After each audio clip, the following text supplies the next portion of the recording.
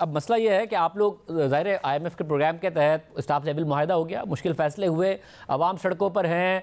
हमें नज़र आ रहा है कि जमात इस्लामी बाकायदा तौर पर महंगाई के ख़िलाफ़ सड़कों पर है, इस वक्त धरना दिए बैठी है। अब तहरीक इंसाफ ये कह रही है कि दिसंबर तक मामला उनके ठीक हो जाएंगे। उन्होंने फ़ौज को भी पैगाम भेजा है वो न्यूट्रल हो जाएँ और मामला जो हैं वो सिपह सालार के अब जंगल का बादशाह कह रहे थे पहले आर्मी चीफ को, अब सिपह सालार कह रहे हैं। मगर दूसरी तरफ खुद ख्वाजा आसिफ साहब भी अक्टूबर में ख़तरे की बात कर रहे हैं। तो आप लोग क्या सब कुछ खो देंगे, मुश्किल फैसले करेंगे? ना परफॉर्मेंस का कार्ड आपके पास होगा, ना महंगाई कम करने का कार्ड आपके पास होगा, ना वोट को इज्जत दो का बयानी आपके पास होगा। अक्टूबर नवंबर में सब कुछ खो देंगे आप? देखिए, मैं समझता हूं कि इस वक्त हमें बहुत संजीदगी के साथ, जिसमें तमाम सियासतदान, तमाम हमारी अदलिया के अरकान, इस्टेब्लिशमेंट, मीडिया, सबको सोचना चाहिए कि हम एक क्रॉस रोड पे खड़े हैं।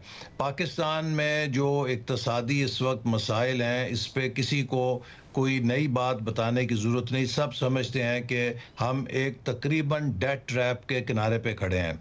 इससे हमें अगर निकलना है तो हमें 5 साल का इस्तेकाम चाहिए और पॉलिसीज़ का तसलसल चाहिए। हमारा इस्तेकाम का मसला है, आप लोगों ने जब हुकूमत की, आपको नहीं इस्तेकाम के साथ हुकूमत करने दी गई, मगर अब एक दिन वज़ीर इत्तलात प्रेस कॉन्फ्रेंस कर देते हैं कि तहरीक इंसाफ पर पाबंदी लग रही है, फिर वज़ीर पेट्रोलियम प्रेस कॉन्फ्रेंस करते हैं, मुज़ाकरात की बात करते हैं, कभी उन पर पाबंदी लगाने की बात कर रहे हैं, कभी उन्हें मुज़ाकरात की ऑफ़र कर रहे हैं। तो आप कौन सा सियासी इस्तेकाम चाह रहे हैं जिसकी वजह से आप लोग परफॉर्म कर सकें? देखिए, इसके ऊपर जो है ना, मैं समझता हूँ कि पाकिस्तान तहरीक इंसाफ को संजीदगी के साथ गौर करना पड़ेगा कि वो अपने लिए क्या रोल देखना चाहते हैं। ये अगर वो समझते हैं कि वो कभी सिपह सलार कह के और कभी मीर सादिक, मीर जाफ़र कह के, या कभी अमेरिका की साजिश का कह के, कभी अमेरिका को मुरब्बी बना के, इस तरह के यू टर्न से वो अपने लिए कोई स्पेस पैदा कर लेंगे, तो ये मुमकिन नहीं है। इस वक्त भी देखिए, ऑस्ट्रेलिया से लेके अमेरिका तक जो पाकिस्तान की रियासत और पाकिस्तान के कौमी इदारों और फ़ौज के ख़िलाफ़ बिलखसूस जिस किस्म की घिनौनी मुहिम PTI के मीडिया सेलों से चल रही है, आज तक मैंने अपनी ज़िंदगी में भारत या उसकी एजेंसी रॉ में इतनी जुर्रत नहीं देखी थी कि वो हमारे कौमी इदारों के ख़िलाफ़ इस तरह की मुहिम चला सके।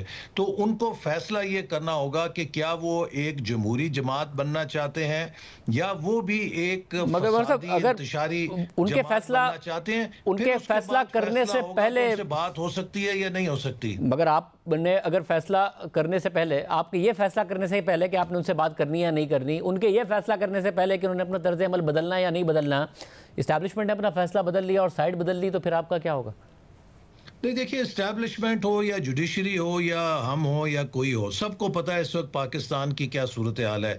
एक चीज़ जो पाकिस्तान इस वक्त अफोर्ड नहीं कर सकता वो सियासी बेयकीनी है, वो सियासी अदम इस्तेकाम है और वो मुल्क के अंदर किसी किस्म का फसाद और इंतशार है। और शाहजेब, मैं ये बात भी बताना चाहता हूँ कि जब भी हमने CPEC का मनसूबा शुरू किया, पाकिस्तान ने चीन के साथ एक बड़े इश्तराक का मनसूबा शुरू किया, इसी तरह के इंतशार की जो कुव्वतें हैं वो सरगर्म हुई। 2013 में जब हमने शुरू किया तो हमने 2014 का धरना देखा और उसके बाद हमने मुसलसल कोशिश देखी जब चीन के सदर का दौरा मुलतवी कराया गया, लेकिन हम लगे रहे और अल्हम्दुलिल्लाह हम कामयाब हुए कि 3 सालों में $25 अरब की इन्वेस्टमेंट हम लेकर आए। अब भी जब चीन का हमने एतमाद बहाल किया 2022 के बाद, जबकि 4 सालों में PTI ने हमारे दोस्त मुल्क के उन मंसूबों को चोर और डाकू और पता नहीं करप्शन क्या क्या कह के सरमायाकारों को यहाँ से भगा दिया था, और अब जबकि चीन ने कहा है कि हम CPEC का एक अपग्रेडेड फेज़ 2 करने के लिए तैयार हैं, जिस दिन से ये ऐलान हुआ है हम देख रहे हैं कि मुल्क के अंदर इंतशार के लिए नए चेहरे और वही पुराने चेहरे सरगर्म हो गए हैं कि जो नहीं चाहते कि पाकिस्तान और चीन के इश्तराक से फेज़ 2 CPEC का आगे बढ़ सके और पाकिस्तान पॉलिटिकल सर्टेनिटी की और पॉलिटिकल स्टेबिलिटी की बात तो चीन की तरफ से भी की गई है ना। और अब दूसरा जो अहम मसला आपको इस वक्त दरपेश है वो ये कि जो आप कहा करते थे और हमारे प्रोग्राम में आगे कहा करते थे कि एस्टैब्लिशमेंट इसलिए तहरीक इंसाफ से फासला इख्तियार करे क्योंकि तहरीक इंसाफ की बुरी कारकर्दगी का बोझ इस्टेब्लिशमेंट पर पड़ रहा है और फौज को गालियां पड़ रही हैं। एग्जैक्टली अब वही बात तहरीक इंसाफ की तरफ से की जा रही है। आपकी 5 माह की हुकूमत है, उससे पहले भी आप हुकूमत करके गए। अब अली अमीन गंडापुर साहब ये बात कह रहे हैं कि एस्टैब्लिशमेंट न्यूट्रल हो क्योंकि आपको लोग बुरा भला कह रहे हैं, आप पे इस हुकूमत का बोझ पड़ रहा है। अब इमरान खान साहब भी उनसे न्यूट्रल होने की बात कर रहे हैं। पहले न्यूट्रल को जानवर कहते थे, अब न्यूट्रल होने की बात करें कि आप बस इनसे दूर हो जाएं। वो आपसे दूर हुए, आपकी हुकूमत गिर जाएगी।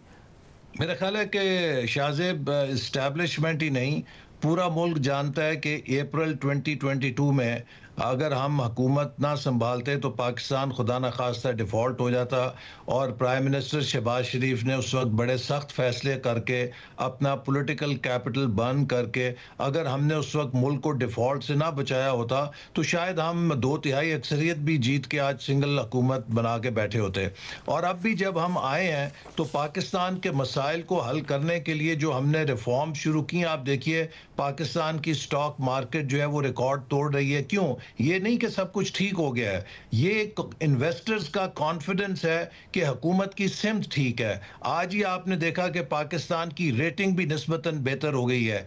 IMF के साथ मुआहदा कॉन्क्लूड होने के बाद बैनुल अक़वामी मालियाती इदारों का और सरमायाकारों का पाकिस्तान पर एतमाद बहाल हो रहा है। हमारा एक्सपोर्ट सेक्टर बेहतर परफॉर्म कर रहा है। IT सेक्टर के अंदर बेहतरीन एक्सपोर्ट्स हो रही हैं और प्राइम मिनिस्टर इनकी तरफ खुसूसी तवज्जो दे रहे हैं। अभी चीन से हम 1000 एग्रीकल्चर एक्सपर्ट्स का मुआहदा किया है। इसी तरह 2 लाख पाकिस्तानी नौजवानों को IT में ट्रेनिंग का मुआहदा किया है। कंटिन्यूस रिफॉर्म्स के लिए IMF के प्रोग्राम पर अमल करने के लिए आपकी हुकूमत रह पाएगी? आपको कोई खतरा नहीं लग रहा है अक्टूबर नवंबर में जिसकी बात ख्वाजा साहब की तरफ से की गई थी? अब तहरीक इंसाफ के लिए दिसंबर में हमारी हुकूमत आ जाएगी, हम नए इलेक्शन के लिए चले जाएंगे।